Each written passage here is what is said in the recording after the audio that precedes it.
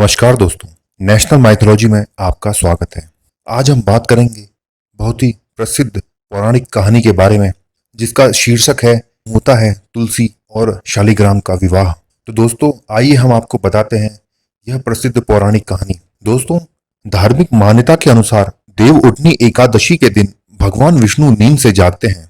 इसी दिन सारे शुभ कार्यों की शुरुआत भी होती है। देवउठनी एकादशी से जुड़ी कई परंपराएं हैं। ऐसी ही एक परंपरा है तुलसी शालिग्राम विवाह की। शालिग्राम को भगवान विष्णु का ही एक स्वरूप माना जाता है। तुलसी शालिग्राम का विवाह क्यों होता है, इसकी शिव पुराण की एक कथा है। दोस्तों, शिव महापुराण के अनुसार पुरातन समय में दैत्यों का राजा दंभ था। वह विष्णु भक्त था। बहुत समय तक जब उसके यहाँ पुत्र नहीं हुआ तो उसने दैत्यों के गुरु शुक्राचार्य गुरु बनाकर उनसे श्री कृष्ण मंत्र प्राप्त किया और पुष्कर में जाकर घोर तप किया। उसकी तपस्या से प्रसन्न होकर भगवान विष्णु ने उसे पुत्र होने का वरदान दिया। भगवान विष्णु के वरदान स्वरूप दंभ के यहाँ पुत्र का जन्म हुआ।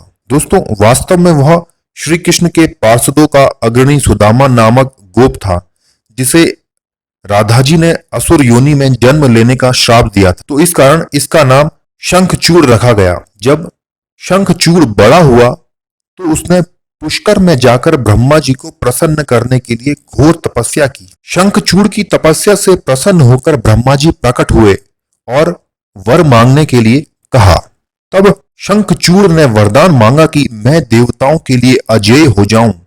ब्रह्मा जी ने उसे वरदान दे दिया और कहा कि बद्रीवन जाओ, वहां धर्मध्वज की पुत्री तुलसी तपस्या कर रही है, तुम उसके साथ विवाह कर लो। ब्रह्मा जी के कहने पर शंखचूड़ बद्रीवन गया।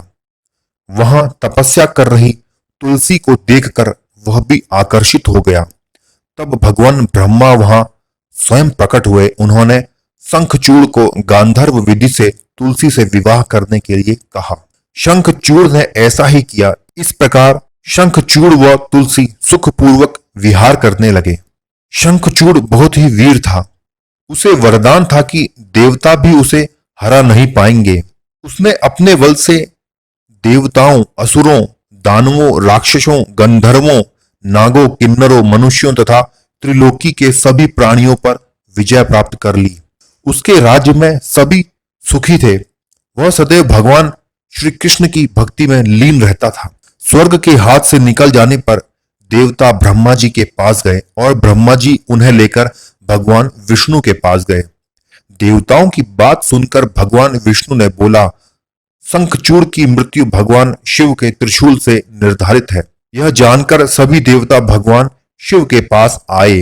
देवताओं की बात सुनकर भगवान शिव ने चित्ररथ नामक गण को अपना दूत बनाकर शंखचूड़ के पास भेजा। चित्ररथ ने शंखचूड़ को समझाया कि वह देवताओं को उनका राज्य लौटा दे, लेकिन शंखचूड़ ने कहा कि महादेव के साथ युद्ध किए बिना मैं देवताओं को राज्य नहीं लौटाऊं। भगवान शिव को जब यह बात पता चली तो वे युद्ध के लिए अपनी सेना लेकर निकल पड़े। शंखचूड़ भी युद्ध के लिए तैयार होकर रणभूमि में आ गया। देखते ही देखते देवता व दानवों में घमासान युद्ध होने लगा। वरदान के कारण शंखचूड़ को देवता हरा नहीं पा रहे थे। शंखचूड़ और देवताओं का युद्ध सैकड़ों साल तक चलता रहा। अंत में भगवान शिव ने शंखचूड़ का वध करने के लिए जैसे ही अपना त्रिशूल उठाया, तभी आकाशवाणी हुई कि जब तक शंखचूड़ के हाथ में श्री हरि का कवच है और इसकी पत्नी का सतीत्व अखंडित है, तब तक इसका वध करना संभव नहीं होगा।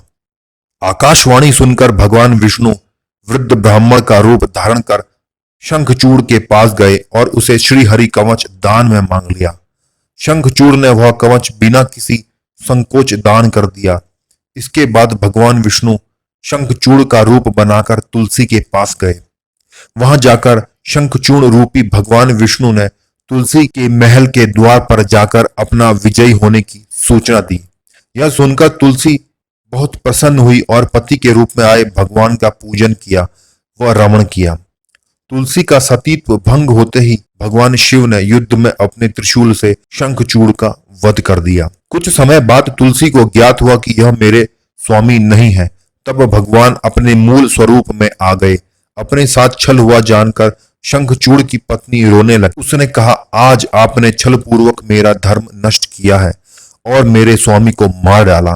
आप अवश्य ही पाषाण हृदय है, अतः आप मेरे श्राप से अब पाषाण होकर पृथ्वी पर रहेंगे। तब भगवान विष्णु ने कहा, देवी, तुम मेरे लिए भारतवर्ष में रहकर बहुत दिनों तक तपस्या कर चुकी हो। अब तुम इस शरीर का त्याग करके दिव्य देह धारण करके मेरे साथ आनंद से रहो। तुम्हारा यह शरीर नदी रूप में बदलकर गंडकी नामक नदी के रूप में प्रसिद्ध होगा। तुम पुष्पों में श्रेष्ठ तुलसी का वृक्ष बन जाओगी और सदा मेरे साथ रहोगी। तुम्हारे श्राप को सत्य करने के लिए मैं पाषाण यानी शालिग्राम बनकर रहूंगा। गंडकी नदी के तट पर मेरा वास रहेगा। नदी में रहने वाले करोड़ों कीड़े अपने तीखे दांतों से काट काट कर उस पाषाण पर मेरे चक्र का चिन्ह बनाएंगे। धर्म प्रेमी तुलसी के पौधे व शालिग्राम शिला का विवाह कर पुण्य अर्जन करेंगे। दोस्तों, नेपाल स्थित गंडकी नदी केवल इस नदी में ही मिलते हैं शालिग्राम के पत्थर। परंपरा के अनुसार देव प्रबोधिनी एकादशी के दिन भगवान शालिग्राम व तुलसी का विवाह संपन्न कर मांगलिक कार्यों का प्रारंभ किया जाता है। मान्यता है कि तुलसी शालिग्राम विवाह करवाने से मनुष्य को अतुल्य पुण्य की प्राप्ति होती है। तो दोस्तों, ये थी पौराणिक कथा कि क्यों होता है तुलसी और शालिग्राम का विवाह। दोस्तों, आपको हमारी यह पौराणिक कथा कैसी लगी? कमेंट करके अपने सुझाव हमारे सामने प्रस्तुत करें। साथ ही हमारे चैनल को सब्सक्राइब करें, हमारी वीडियो को अधिक से अधिक शेयर करें ताकि सभी लोगों को हमारे पुराण के बारे में अधिक से अधिक जानकारी मिले। दोस्तों, आज के लिए बस इतना ही। मिलते हैं बहुत जल्द अगली एक इंटरेस्टिंग वीडियो के साथ। तब तक के लिए नमस्कार।